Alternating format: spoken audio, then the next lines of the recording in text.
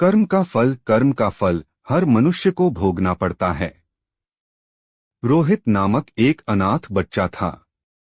उसके माता पिता बचपन में ही चल बसे थे। उसके ननिहाल और पिता की तरफ से भी कोई नहीं था। उसके न तो कोई आगे था न कोई पीछे। अनाथालय में रहा और पढ़ा।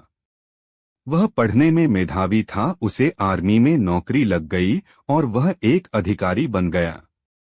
अब सेना के साथ ही रहता, कभी भी घर वापस नहीं आता क्योंकि उसका कोई था नहीं। उसने शादी भी नहीं की थी। उसे जितनी सैलरी मिलती थी वह सब बचा लेता था। आर्मी के कैंटीन में खाता था, वहीं पर रहता था, तो उसका खर्चा भी लगभग ना के बराबर था। तो हम कह सकते हैं कि उसने आज तक जितनी सैलरी पाई सब बचा ही लिया था। सूरजमल सेठ और रोहित का पैसा। उसी कैंटीन में सूरजमल नामक एक सेठ आता था जो कैंटीन के सामान का छोटा सप्लायर था। बहुत दिन हो गए दोनों को एक दूसरे को जानते पहचानते। एक दिन सूरजमल ने कहा, रोहित आपके पैसे बैंक में रखे हैं, मुझे व्यापार में लगाने को दे दो, मैं तुम्हें अच्छा मुनाफा दूंगा। रोहित ने मना कर दिया। रोहित ने कहा, मुझे इतनी ज्यादा पैसे की लालच नहीं है। जो सरकार ने दिया है वह मेरे खाते में पड़ा है। कभी जिंदगी में जरूरत पड़ी तो इस्तेमाल करेंगे, नहीं तो कोई बात नहीं।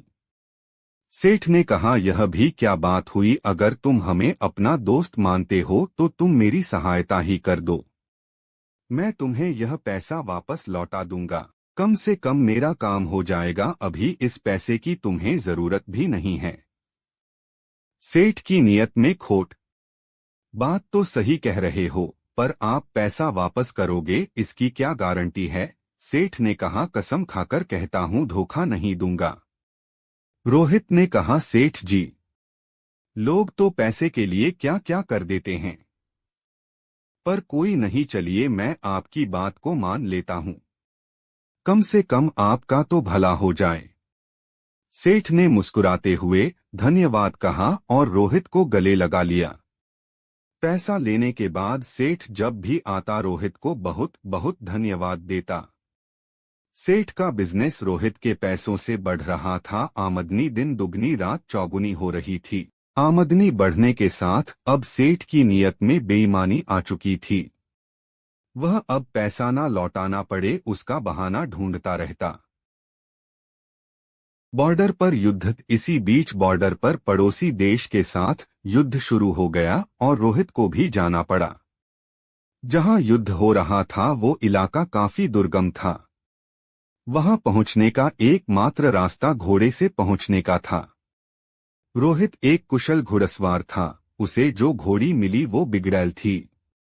रोहित के पीठ पर बैठते ही सरपट दौड़ने लगी। रोहित उसे काबू में करने की जितनी कोशिश करता वो अपनी गति और तेज करती जाती।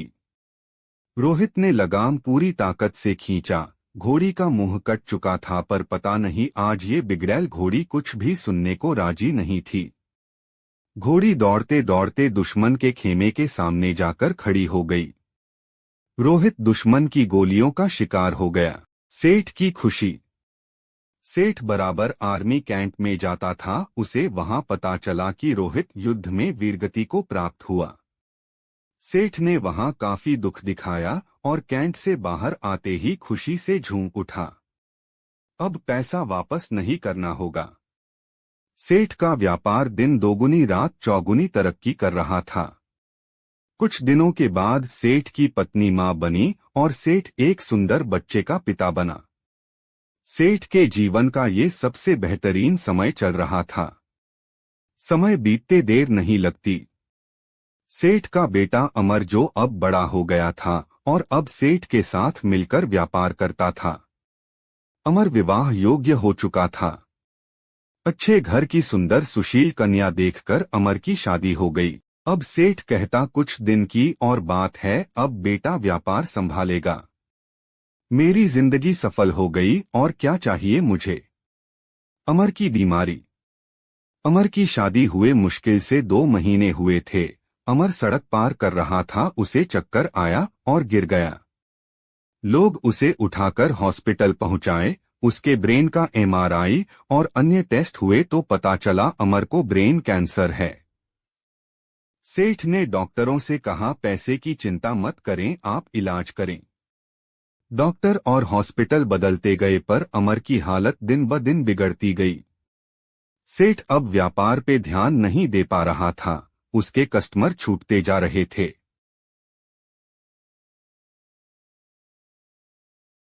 हॉस्पिटल का बढ़ता बिल और अमर की बीमारी। हॉस्पिटल का बिल बढ़ता जा रहा था। अब सेठ पर कर्ज काफी हो चुका था। सेठ परेशान था। अब अमर को डॉक्टर ने जवाब दे दिया। सेठ हार चुका था। किसी चमत्कार की आशा में बैठा था। चमत्कार तो नहीं हुआ। पर अमर अब इस दुनिया में नहीं रहा। महीनों जिंदगी की जंग लड़ने के बाद अमर हार चुका था। सेठ के घर में हाहाकार मच गया। सेठ, सेठानी, अमर की पत्नी सब विलाप कर रहे थे। यहां तक कि घर के नौकरों का भी रो रो कर हाल बुरा था। साधु का सच और कर्म का फल। एक साधु उधर से गुजर रहे थे। उन्होंने करुण क्रंदन सुना तो रुक गए। वहां जाकर उन्हें कहा, रोने से कुछ नहीं होगा, जो होना था वो हो गया। सेठ गुस्से में बोला, मेरे साथ ही क्यों? साधु ने कहा, सब कर्म का फल है, यहीं चुका कर जाना होता है।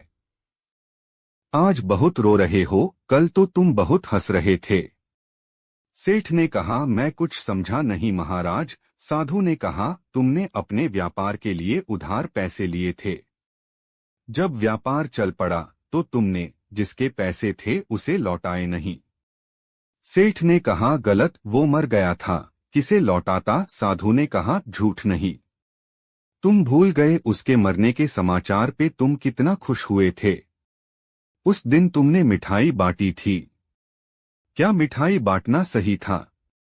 तुम उसके पैसे को सरकार को या अनाथालय या किसी जरूरतमंद को दे सकते थे, पर तुमने नहीं दिया। तुम्हारी नियत में खोट थी। शर्मिंदा सेठ और कर्म का फल। सेठ शर्मिंदा था। आज सेठ वहीं पर खड़ा था जहां पर आज से 20 साल पहले खड़ा था। आज ना तो पैसे थे, न व्यापार और ना ही पुत्र, और ढेर सारा कर्ज था। साधु ने कहा, ये तुम्हारा पुत्र वही लड़का रोहित था। ये अपना हिसाब करने आया था, हिसाब कर लिया और चला गया। जितना उसने तुम्हें दिया था सूद सहित वापस ले लिया। तुमने उसकी शिक्षा, शादी, हॉस्पिटल सब पर खूब खर्च किया। जब वो गया तुम्हें भिखारी बनाकर गया। सेठ ने सुबकते हुए कहा, मान लिया मेरी गलती थी।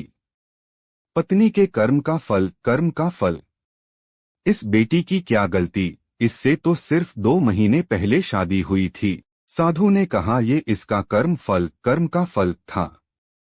ये पिछले जन्म में वो घोड़ी थी जिसके चलते रोहित की जिंदगी खत्म हुई। आज रोहित ने बदला ले लिया और इसकी जिंदगी नर्क बनाकर चला गया। जीवन में कुछ भी बिना कारण नहीं हो रहा है। हो सकता है बीज आपने बहुत पहले लगाया हो और आप भूल गए हो। वही बीज पेड़ बन जाता है, तब हमें पता चलता है। इसलिए आप कैसा बीज लगाते हो हमेशा याद रखो। प्रकृति हिसाब करती है, आप याद रखो न रखो, प्रकृति हमेशा याद रखती है। सेठ निरुत्तर, हताश, घर की सीढ़ी पर बैठा अपने कर्म को कोस रहा था। हमेशा अपने कर्म पर ध्यान दें। ऊपर वाले की लाठी में आवाज नहीं होती पर असर पूरा करती है।